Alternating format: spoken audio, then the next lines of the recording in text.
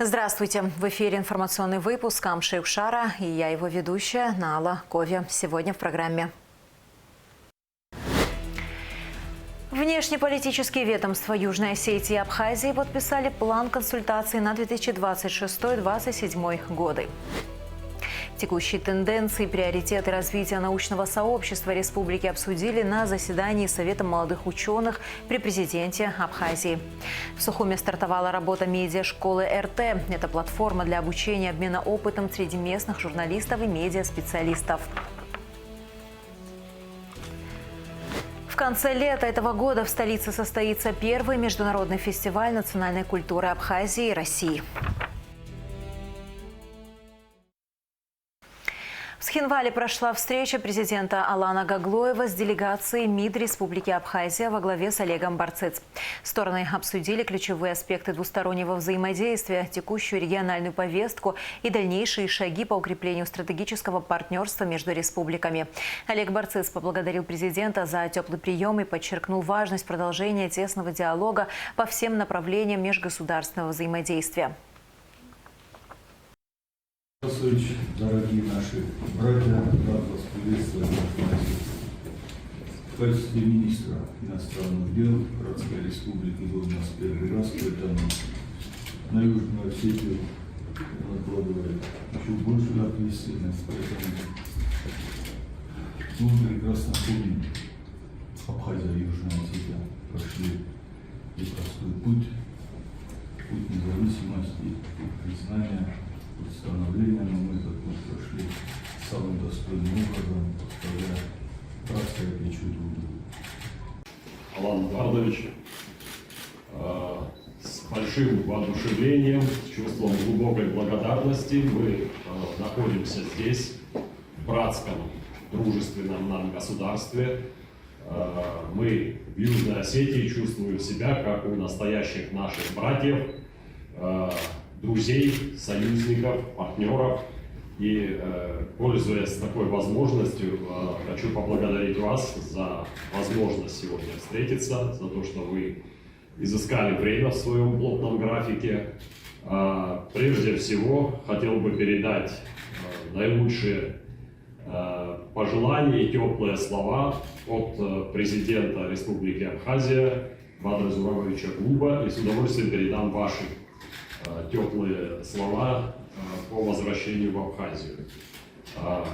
Действительно, вы отметили практически все аспекты нашего взаимодействия и близости наших позиций. Наши отношения, как нам известно, базируются на очень солидной договорной и правовой базе. Главу МИД Абхазии Олега Барцыц наградили орденом дружбы. Награду дипломату вручил президент Республики Южная Осетия Алан Гаглоев.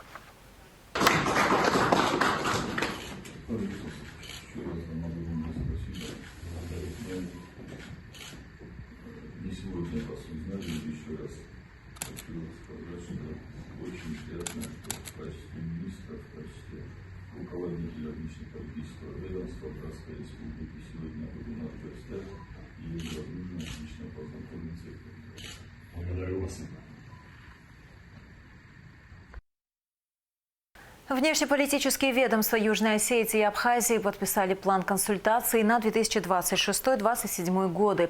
Под документом свои подписи поставили исполняющий обязанности министра иностранных дел РЮО Ахсар Джиоев и министр иностранных дел Абхазии Олег Барцыц. Документ призван определить ключевые направления совместной работы на ближайшую перспективу, включая координацию внешнеполитических шагов, развитие двустороннего сотрудничества и укрепление союзнических отношений.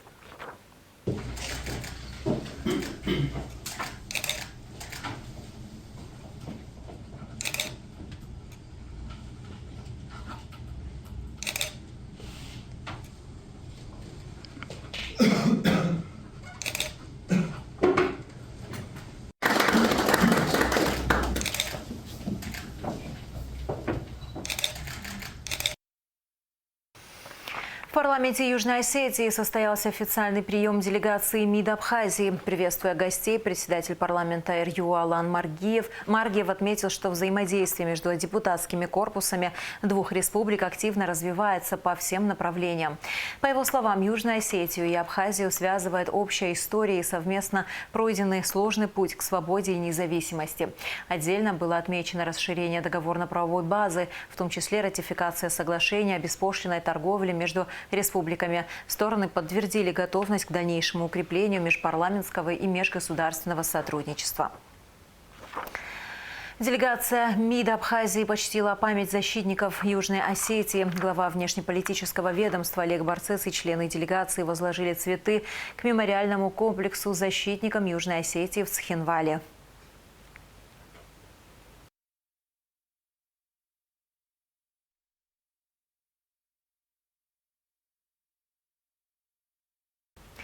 К другим новостям. Текущие тенденции и приоритеты развития научного сообщества республики обсудили на заседании Совета молодых ученых при президенте Абхазии. Участники встречи в том числе говорили о мерах поддержки молодых исследователей и форматах дальнейшего взаимодействия. Мероприятие организовано командой Абхазии совместно с мастерской управления «Синеж». Создание прямой линии взаимодействия между исследователями и чиновниками стало первой темой общего заседания Совета молодых ученых при президенте Абхазии. Руководитель администрации президента Беслан Эшба передал участникам мероприятия приветственные слова главы государства Бадры Гунба. 12 февраля наш президент подписал распоряжение об утверждении состава молодых ученых при президенте. Цели и задачи ни в коем мере не поменялись, они все те же, с которыми вы знакомы. Это означает, что мы готовы плотно с вами взаимодействовать, рассматривать те инициативы, которые вы будете вырабатывать вместе с нами или отдельно. Но все должно работать, мы все прекрасно понимаем, на страну, на улучшение жизни наших граждан в нашей стране.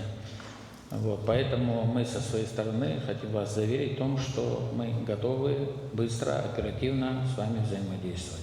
Премьер-министр республики Владимир Делба отметил важность проведения такого мероприятия, подчеркнув, что без исследований и научных инициатив развивать государство невозможно. На основе и на основании таких фундаментальных, в том числе, исследований рождаются и решения правительства, и решения главы государства, и проекты законов Республики Абхазия.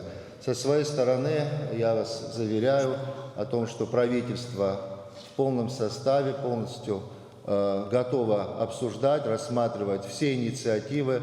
И, откровенно говоря, мы все прекрасно понимаем, что и в правительстве очень много людей трудятся, которые так или иначе связаны с наукой. В Совет входит более 30 молодых ученых. 9 комитетов Совета представляют различные научные направления и объединяют молодых специалистов по смежным научным дисциплинам. Руководство нашей республики обращает внимание на вопросы, проблемы. А проблемы есть серьезные. Науки – это здорово, это хорошо. Но у нас мало времени. Надо двигаться, надо развиваться, надо работать. Вам это хорошо известно. Линда Ампар, кандидат экономических наук, заместитель председателя СМУ при президенте Абхазии, рассказала о текущих задачах и долгосрочных целях Совета. Она также обратилась к руководству страны с просьбой поддержать инициативу учреждения национальной премии «Молодой ученый», направленной на всестороннее поощрение талантливых представителей молодежи. Перед нами стоят амбициозные задачи по развитию научного потенциала Абхазии. Мы видим поддержку со стороны руководства республики.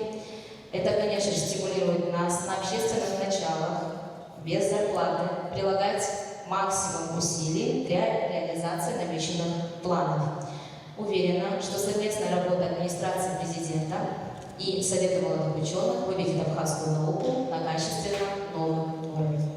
За небольшой период создания организации члены Совета стали участниками, лауреатами и победителями различных просветительских конкурсов Абхазии и России. В ближайшем будущем планируется проведение Конгресса молодых ученых. Идею его проведения поддержало и руководство страны. Цели и задачи задачи по проведению Конгресса молодых ученых – это первое – консолидация сообщества, то есть формирование постоянной платформы для общения молодых научных сотрудников из различных вузов страны, Абхазского государственного университета, Академии наук Абхазии и других отраслевых институтов. Также это укрепление научного сотрудничества с вузами России и других стран. И очень важно – это интеграция науки и образования. Инициативу мы их немножко так заранее знали, поэтому полная поддержка гарантирована. Я думаю, и правительство, все члены правительства, и главы администрации включатся. Вы прекрасно знаете, что у нас у местных органов госуправления есть специальные молодежные управления и так далее. Все будут подключены для того, чтобы реализовать такой большой проект.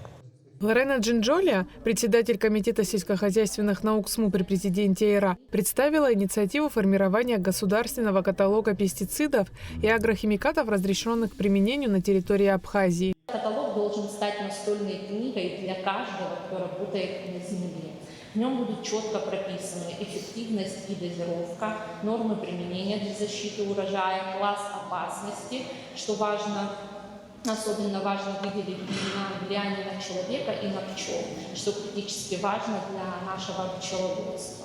Мы просим поддержать реализацию данного проекта. Это не просто административная работа, а серьезный научный труд.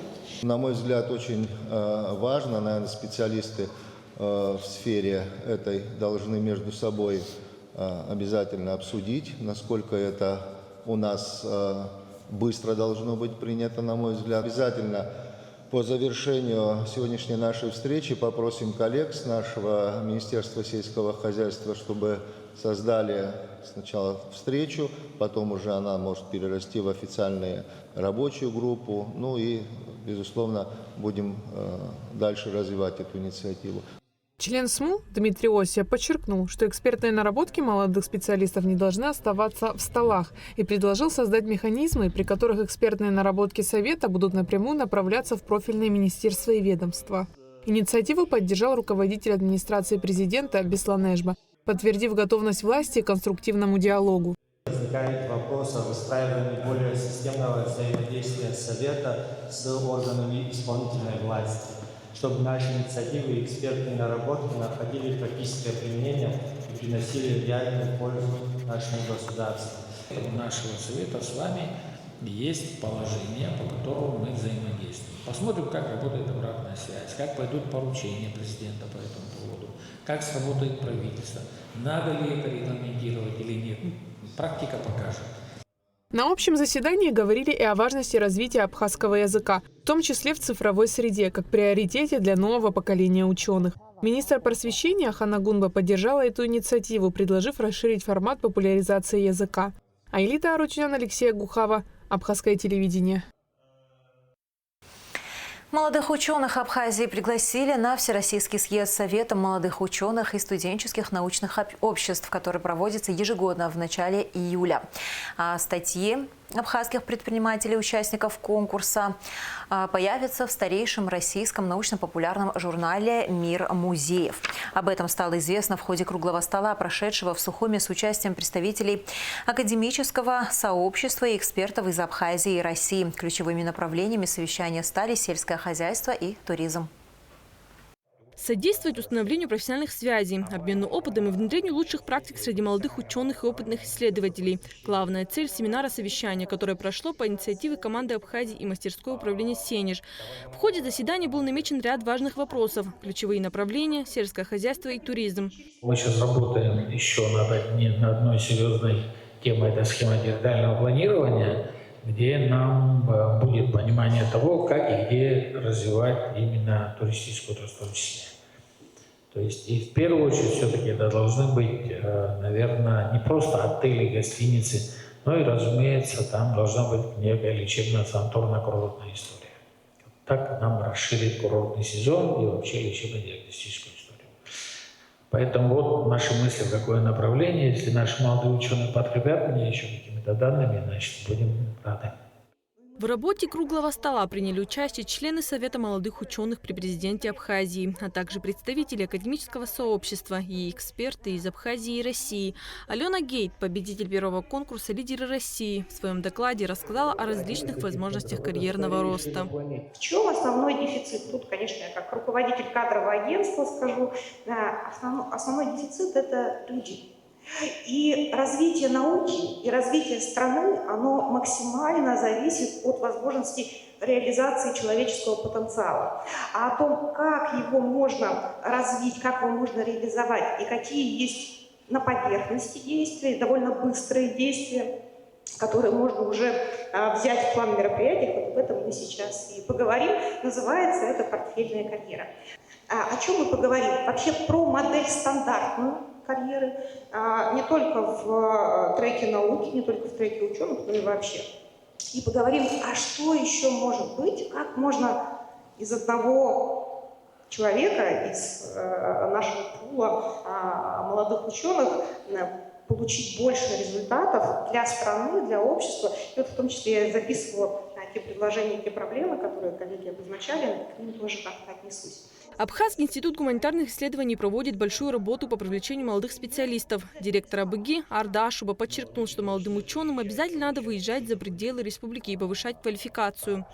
А молодые, вот те, которые поступают в аспирантуру, их стипендия, конечно, небольшая, но тем не менее я беру их на работу то ли лаборантом, то ли младшим научным сотрудником.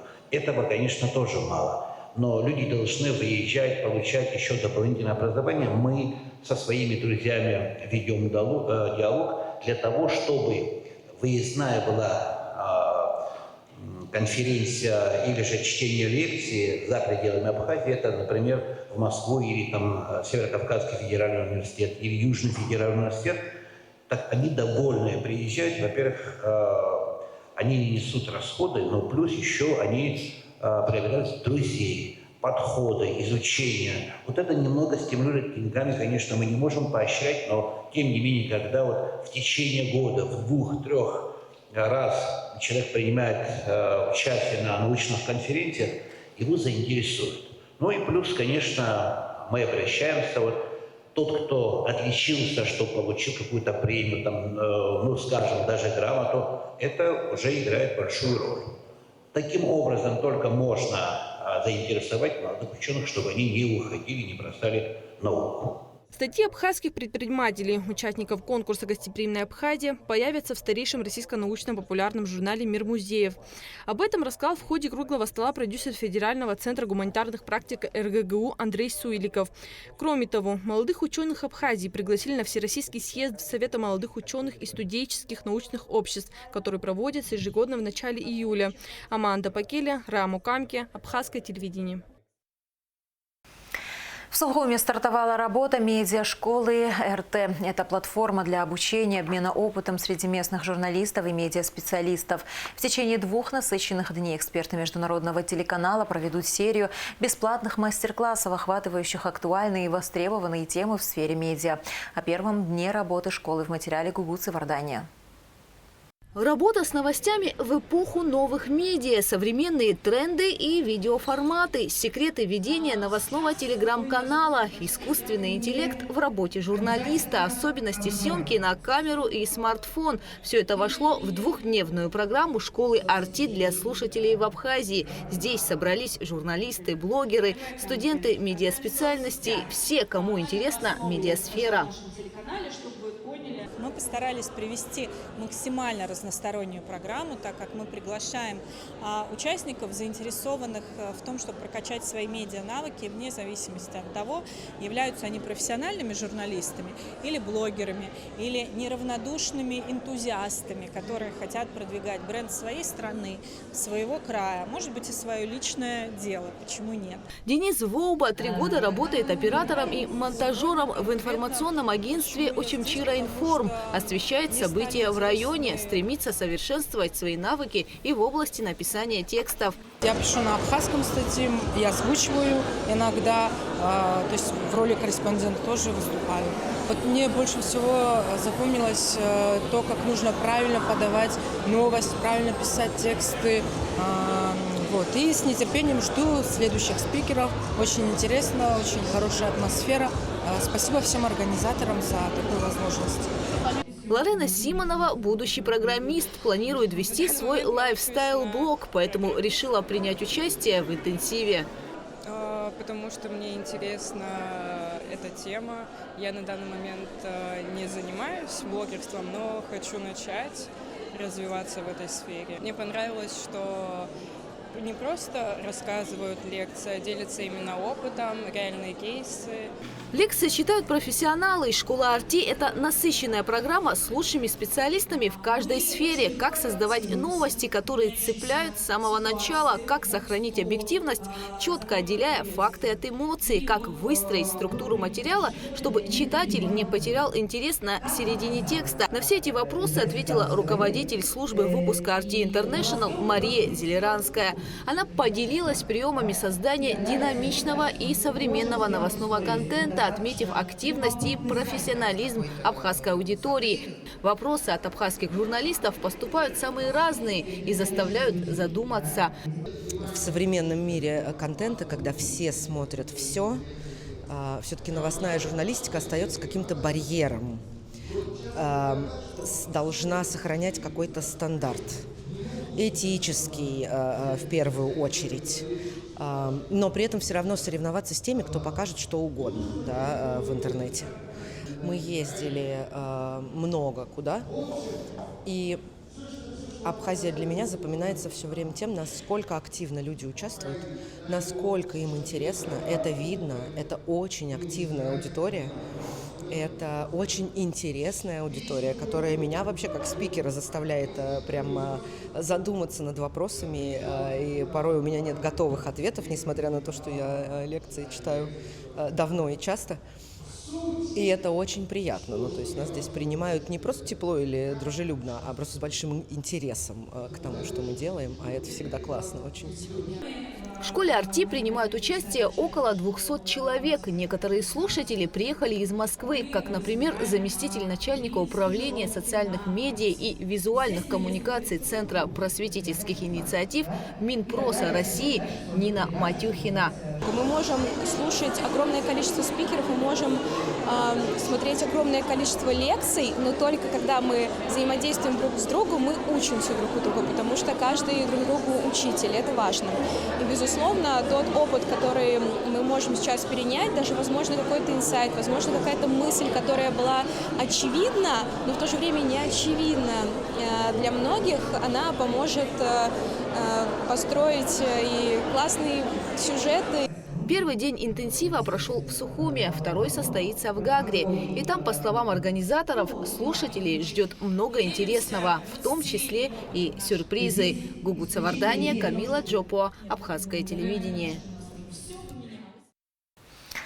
Президент Торгово-промышленной палаты Абхазии Инар Ладарьев встретился с президентом ТПП России Сергеем Катыриным. Стороны наметили ряд планов и проектов, включая проведение совместных мероприятий на территории Абхазии, а также участие республики в международных форумах при поддержке ТПП РФ. Особое внимание было уделено поддержке предпринимательства. Обсуждались общие цели по поддержке бизнеса, проблемы, с которыми сталкиваются предприниматели и пути их решения. Рассматривались вопросы содействия абхазским компаниям в выходе на внешние рынки, экспортные позиции Абхазии и товарооборот. В конце лета этого года в самом сердце столицы состоится грандиозное событие, которое объединит два народа и две культуры. Первый международный фестиваль национальной культуры Абхазии и России «Шоу Абхазии» пройдет 28-29 августа. Это будет настоящий праздник эмоций и традиций. Шазина Ханагуа знает подробности. Август 2026 года. Город Сухум станет местом, где встретятся время и традиции, где живет история двух государств – Абхазии и России. Здесь впервые развернется масштабный международный национальный культурный космос – «Шоу Абхазии». Идейным вдохновителем и руководителем проекта стал российский композитор и певец, заслуженный артист Абхазии и Южной Осетии Александр Шоуа. Провести большой концерт на открытой площадке возле Абхазского драмтеатра музыкант мечтал с тех пор, как впервые побывал в Сухуме в возрасте 14 лет. Мы играли с моим товарищем Джамбулом Жордания в коллективе мечтали выступить на улице перед людьми. Не в закрытом помещении, а где-то на открытой площадке. Куда-то эта мечта со мной вместе переезжала, все время каталась по миру. Я выступал на многих открытых сценах и нес эту идею с собой для того, чтобы, видимо, воплотить ее именно здесь. Скорее всего, рожденная в таких долгих, скажем так, муках, идея будет иметь очень красивый результат, скажем так, выход. 2 дня, 2 мира сплетутся в едином ритме. На одной сцене выступят приглашенные звезды России, талантливые артисты Абхазии под эгидой фестиваля музыки и дружбы. Также примут участие детские и молодежные коллективы из обеих стран. Этот фестиваль не просто событие, а мост между прошлым и будущим, между народами и сердцами. Гостей ждет множество сюрпризов и ярких впечатлений. Не хочу поднимать всю завесу. Скажу, что Аня Семенович просто топает ногами, говорит, что влюблена в Абхазию.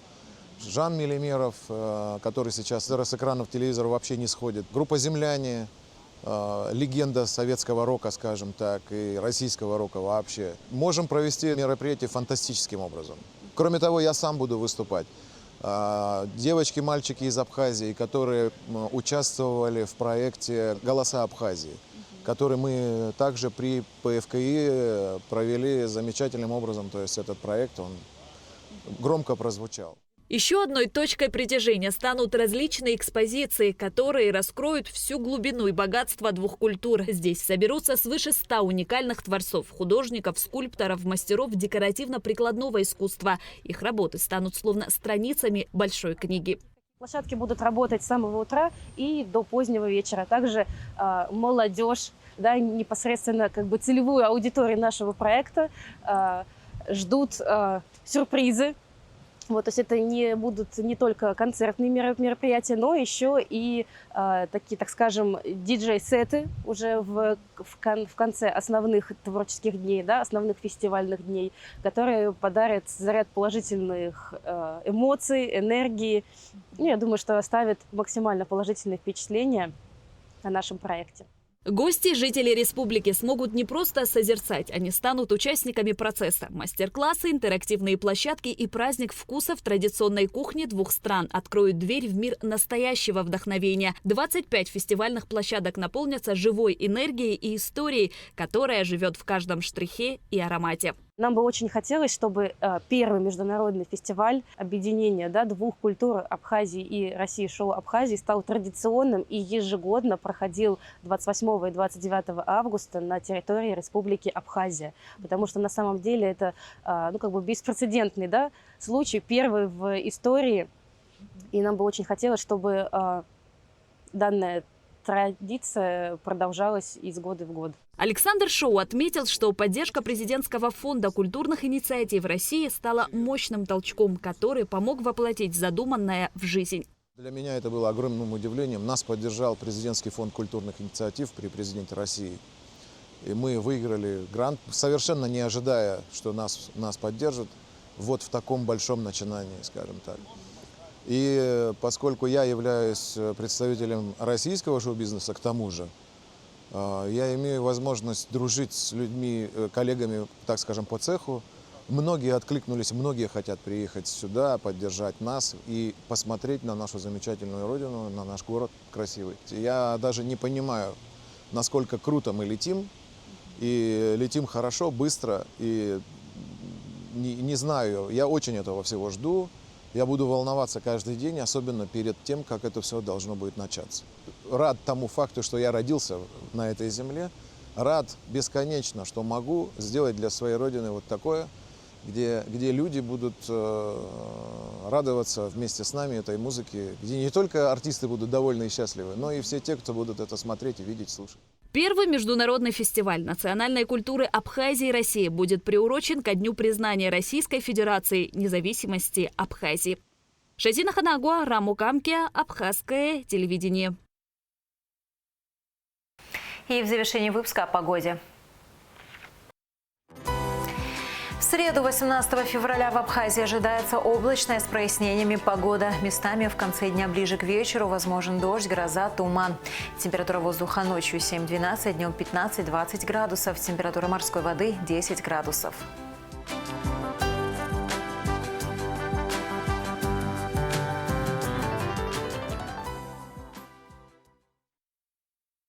На этом наш выпуск подошел к концу. До скорых встреч в эфире.